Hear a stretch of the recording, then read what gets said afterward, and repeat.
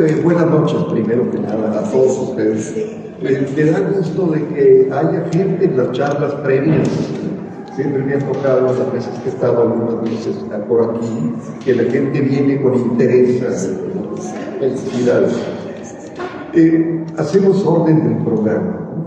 Hay una pequeña marcha de el título sería Marcha del Santo Húngara, de Franz Liszt. Es una pequeña marcha que está dedicada al conde Alexander Teleki. Teleki, una familia muy conocida en toda la historia húngara, y que además fue protector, el conde Alexander fue protector y mecenas de Franz Liszt. Franz Liszt es alguien que se dejaba querer, como si conocemos la vida de él, ¿no? Siempre fue muy apoyado por familias y muy socorrido por princesas francesas, de las que fue amante, etcétera, ¿no?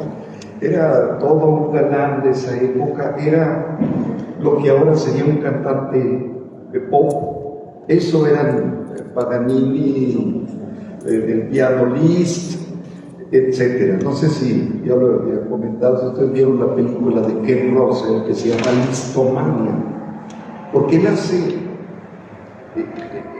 ese paralelo entre los artistas pop actuales y la vida de estos grandes intérpretes de piano, violín, cantantes, todos ellos que realmente eran en su hotel, se llenaba fuera de las calles, no podían salir, tenía que intervenir la policía, lo mismo. Ahora creo que no pasa con nosotros, venimos solitos y muy a gusto. Esta marcha, al titularse húngara también, lleva como ad libitum, que puede ser, el cimbalón. Ustedes conocen el cimbalón, este instrumento de percutido de cuerdas, que realmente recuerda a un piano, pero lo ejecutan con las manos, ¿no? Entonces, la parte del trío es una forma A, D, A.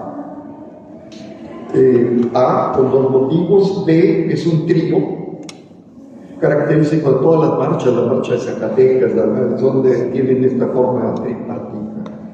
Emplea y se maneja mucho en modos mayores y menores, lo que hacía mucho Schubert con sus canciones. O sea, es una de las grandes características de los líderes de Schubert, es manejarse en una sombra que es en modo menor, y de repente una luz maravillosa que es el modo mayor. El trío, como todos los tríos generalmente, baja un poco el tempo, es más lento, es más lírico, menos guerrero. Allí cambia el asalto de las fuerzas militares, cambia una cuestión mucho más lírica. Es una obra muy brillante, es una obra que también la escribió obviamente para piano. Siglo XIX, muchas de las obras se conocían a través del piano. El piano era como tener la computadora del siglo XIX. Todas las familias tenían, ahora hay pocos pianos en las casas. Pero de esa manera los editores de música ganaban mucho dinero vendiendo sinfonías de los clásicos, sinfonías de Schubert para cuatro manos, y era como se daban a conocer. La gente era normal que leyera a primera vista muy bien, y entonces la excepción no fue Liszt, que también esta obra la tiene para dos pianos, un piano y finalmente ya con la orquesta. Eso es en cuanto a la marcha. Seguido de la marcha va el concepto de guerra de Dirk Brosset. Dirk Brosset es un compositor belga. Haciendo un parangón, Dirk Brosset viene a ser el John Williams europeo. La mayoría de las películas holandesas, belgas, suecas, el soundtrack está compuesto por Dirk Brosset. Eso se va a alcanzar a escuchar, puesto que no solo tiene una armonía muy escénica, sino que cuenta con una narrativa. La narrativa en este caso es sobre Boris, un niño que queda huérfano durante la Tercera Guerra Balcánica. Ya sabemos que Fue de 1991 a 2001, cuando ya se desintegraron Checoslovaquia, Yugoslavia, Bosnia-Herzegovina, desapareció del mapa. Entonces, Dirk Brosse no dice exactamente de qué parte de la zona balcánica es Polis, pero sí cuenta su historia. El inicio es una incertidumbre absoluta, un miedo, el verse solo, peregrinando, buscando la vida, pero más allá de mantener la vida, preservar las ganas de vivir. Entonces, tiene unos matices muy dramáticos, muy crudos, alternados con danzas que representan las diferentes zonas de la región balcánica. El compositor utiliza el tema de Theodor Spiegel, que utilizó Richard Strauss, ¿no?, para este poema sinfónico basado en la novela, ¿no?, de las travesuras de Theodor Spiegel. ¿Por qué lo utiliza? Porque al final de cuentas este niño está migrando de países rotos a comunidades que lo pueden acoger tratando de preservar las ganas de la vida, pero no dejan de tener esa curiosidad, ese interés y tratar de transmitir esa luz, ¿no? La obra ocurre en un solo movimiento, justo porque Dirk Brosse es un compositor de películas y tiene muchísimas transiciones. Yo no sé qué haría sin el maestro Arnaud. Es altamente demandante la interacción del director con la orquesta y con el solista, puesto que hay partes en donde les deja tocar una sección de cuerdas, una célula que se repite. ¿Cuánto? Hasta que el maestro Arnaud les dice que ya no. Entonces, mientras eso ocurre, uno tiene que estar tocando algo concertante, y si no tienes la confianza de que el maestro va a cortar en donde es, o sea, uno puede morir en la línea, ¿no? Entonces, yo creo que mucho del dramatismo, aparte del que produce la obra, van a ser mis nervios, comprendas. Pero es una gran obra, es un estreno en Latinoamérica. De hecho, se compone esta obra en 1999, antes de que termine la Tercera Guerra Balcánica. De ahí que el final de la pieza no es una fanfarria, sino que es un momento de esperanza y luz, con unas heráldicas celestiales, como este ser, este niño Boris, diciéndonos que hay una esperanza, una luz al final del camino, puesto que al momento que se compone la obra, la Tercera Guerra Balcánica aún no había terminado. Entonces, de ahí que notarán dentro de la orquestación, después de la cadencia, que empieza a sonar muy a la manera de estas heráldicas de Händel, ¿no? Sí, ¿no? Como buscar esa esperanza de luz, y no es nada fanfárrico, nada estridente, es buscar esa esperanza que viene muy a colación de los momentos en los que vivimos, que ojalá no tenga que seguir existiendo en este mundo niños peregrinando, sino unos padres que los acariñen, los cuiden y les puedan decir que sí, vale la pena seguir vivos.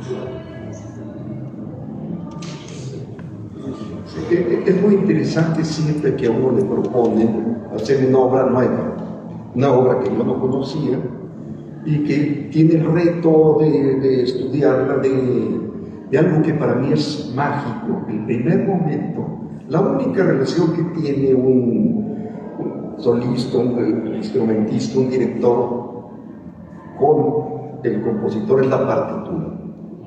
Él con su partitura nos dice, nosotros conocemos los estilos diferentes, cómo se interpreta esto en tal época, en que tal otro, pero es un contacto con uno conoce e interactúa con esa persona en su más íntimo ser, porque es la creación de alguien. Y lo he comentado también algunas veces que para mí en lo personal, el analizar una buena obra que tiene una estructura, que tiene una razón de ser. Claro, hay otros donde no hay ninguna razón, que hay una locura, que puede pasar como por ejemplo en Mahler, casi nada es normal en Mahler y es maravilloso, pero eso es precisamente lo que trata Mahler, pero bueno, ahorita no nos toca Mahler. Yo agradezco mucho pues, la invitación de la orquesta, conocer a un maravilloso clarinetista, ya lo escucharán, y tener contacto con esta obra,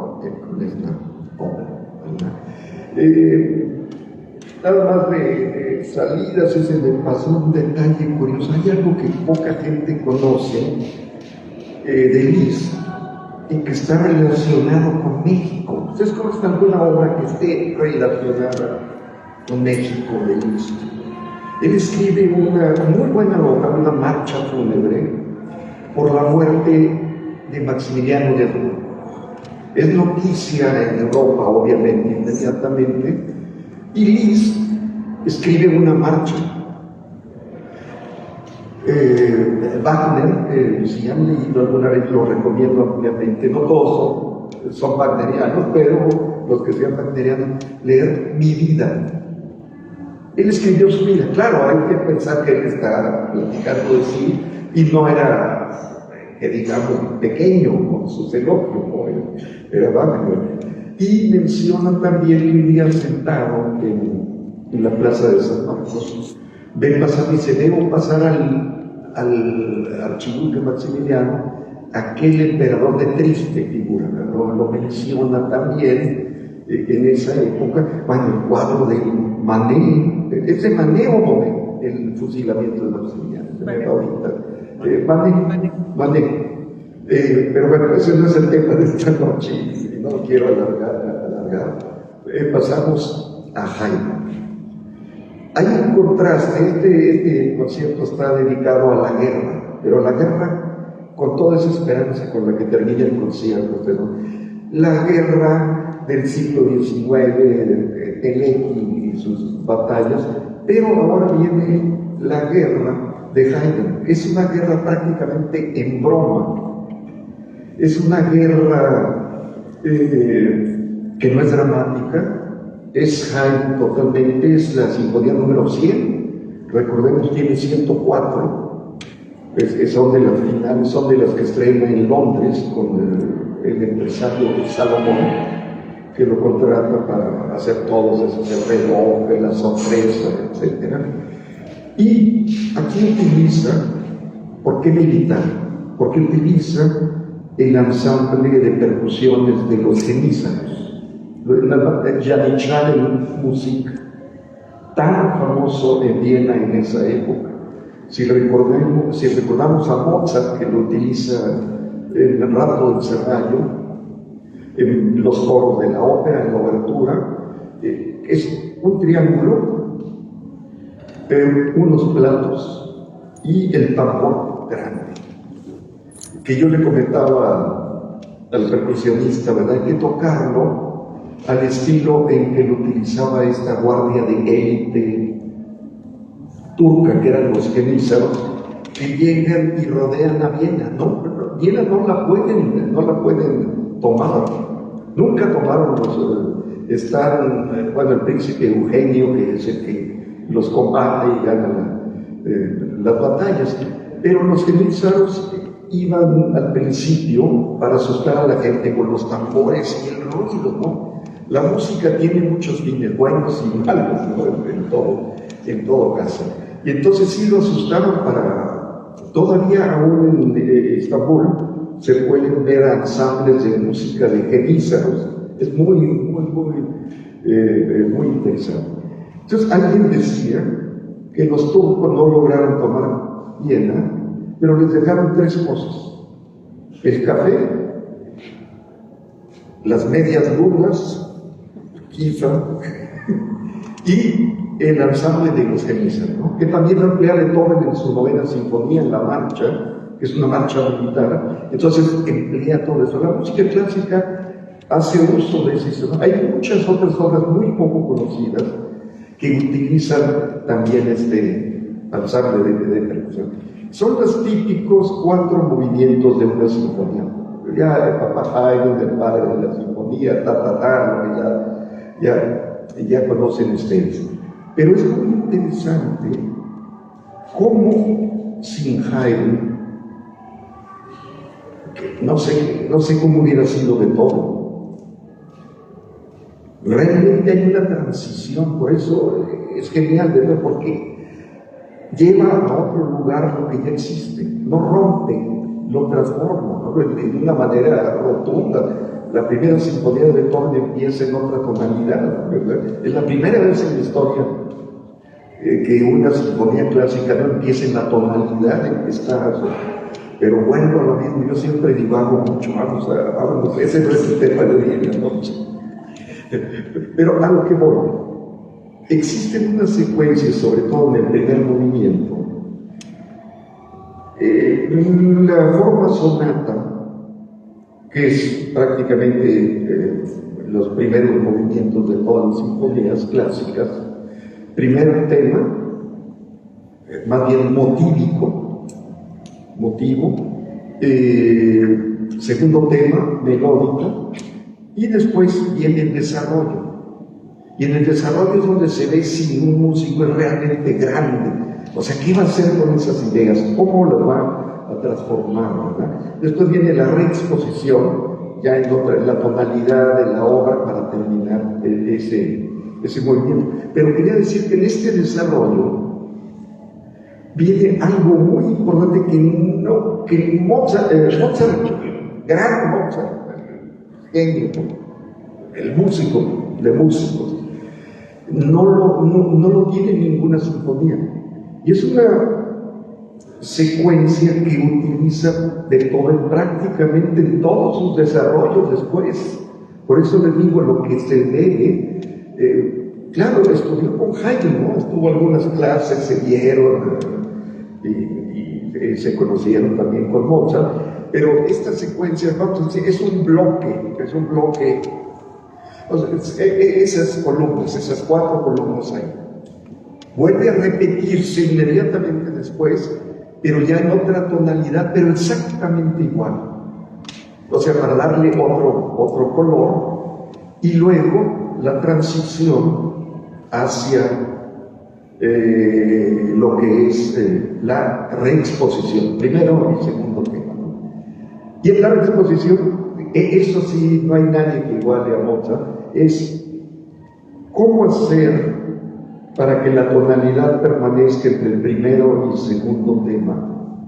Dice, bueno, pues me continúo igual. No, bueno, eso sería muy fácil, cualquiera lo podría hacer, ¿no? Pero cómo dar esa vuelta y volver al mismo lugar, lo hace Haydn y Mozart de una manera maravillosa. El famosísimo segundo movimiento es una especie de marcha, que es donde por primera vez interviene el ensamble de los genizanos. Es de una belleza, siempre cuando se estrenó las 27 veces que se tocó en Londres, ¿no? Siempre lo pedía el público, quería que lo repitieran. Hubo unos críticos que decían, sí, pero es mucho ruido, todo sí, pero pues, están queriendo asustar a la gente, ¿no? Es un movimiento delicioso. Hay que decir que los diferentes movimientos fueron a veces escritos en diferentes tiempos. Curiosamente, este segundo movimiento es el único que lleva clarinetes. Se clarinete pocas sinfonías, Mozart en un par de sinfonías, Haydn en un poco más. O sea, eso lo encuentran en Mannheim, ¿no? Bueno, en Mannheim está, pero yo creo que sí fue de las peticiones de Salomón, presumir que dentro del stock de instrumentos tenían la pareja de clarinetes. Porque está en la Londres, la militar, y en el oratorio de las estaciones, y todas son proyectos de Salomón. De las últimas obras, ¿verdad? Esa relación, además, bueno, Mozart amaba el clarinete, tiene uno de los más grandes conciertos para clarinete, ¿no? Sí, realmente, bueno, yo lo que sé por cuestiones prácticas, los músicos me dicen, oye maestro, ya que nos va a ver el segundo movimiento, pues no sé, mira si sale bien el primero, pero si no sale, pues me van a tener que esperar. Pero sí es un poco incómodo cuando hago esta sinfonía con los clarinetes, pues nomás tocamos ahí en ese. Bueno, tercer movimiento, el minueto es un minueto típicamente austriaco. Es prácticamente casi un Ländler. El Ländler es una danza campesina austriaca de 3/4, que es de donde nace el minueto, y también después nace el vals. Después ese 3/4 famoso viene ya, pero en esta parte es delicioso, delicioso. Ese minueto es uno de los minuetos que yo más quiero dejar, porque tiene un carácter. Recordemos que Haydn nace en Rohrau, en el campo. Él desde chico estuvo en contacto con esa música del campo, de la gente, de los campesinos, de los ensambles que había por ahí. Y él, ahí es donde sí, Beethoven tiene un solo minueto en la octava sinfonía. En la primera sinfonía, perdón, ya me voy a agarrar un poquito. En la primera sinfonía, el tercer movimiento dice menuet, pero es falso, es un scherzo, es falso, pero le tembló la mano. Entonces, ¿cómo? Pues mira, Haydn y Mozart todos han escrito minuetos aquí, y yo salgo con un scherzo, me van a correr, es mi primera sinfonía, no quiero quedar mal, y le pone minueto. No es ningún minueto. El único minueto que tiene es de la octava, y no es nada austriaco.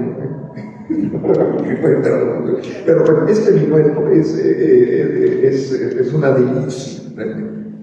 Ahora, el último movimiento, ahí hay un redoble de timbal, que espero que los asuste, espero lograr que los asuste. Es un poco como en la sinfonía sorpresa, ¿no? Este minuto tiene una forma rarísima. Aquí hace realmente un juego, como un mosaico. ¿Cómo voy a acomodar? A ver, tengo 4 motivos. ¿Cómo los voy a acomodar? Bueno, los vieneses van a esperar o los mismos de los londinenses van a esperar que el segundo tema venga aquí. No, lo voy a poner al final. Entonces arma todo un revoltijo con un gran humor y con toda esa genialidad de Haydn. Aquí vuelve, para terminar, el ensamble de los geníceros, ¿verdad? Porque dicen, bueno, ya los tengo ahí. Vamos a terminar con ellos para que la gente aplaude un poquito más. Pero qué interesante lo de clarinete, ¿no? La introducción en la música, en la sinfónica en Viena. Además, tenía los 2 clarinetes. En Londres era donde el empresario Salomón lo pedía, casi que era cláusula de contrato, para presumir que lo supiese. Y ya después Mozart se ve obligado a agregar en la 39 y en la 40. ¿En la 40? En la 40 también. Sí, hay 2 versiones. Sí, hay una con clarinete y otras sin clarinetes, o sea, porque ya los empezaban a pedir. Ya era el saxofón del siglo XX. Que pasa lo mismo, el saxofón en el siglo XX no está en las orquestas, pero lo empiezan a pedir porque es el instrumento de moda, ¿no? Sí. Bueno, yo creo que es un poquito, es una charla improvisada, ¿no? Pero yo creo que lo más, a veces muy interesante, es las preguntas que ustedes tengan, las dudas. Toda confianza, no sé qué preguntas tengan, ¿no? Si tienen alguna pregunta, pero me parece que ya no tiempo. Perdón. Muchas gracias. Esto fue muy ameno y muy ilustrativo. No, muchas gracias. Gracias a ustedes. Y de veras es un gusto estar aquí con la orquesta. Ya para finalizar, si tuvieran alguna, pues como lo dicen los maestros, alguna pregunta para ellos, o bien pasamos a disfrutar ya del concierto. Bueno, la preparación, ellos tienen que prepararse un poco para el concierto y... No, yo ya sabía que nos íbamos a extraer.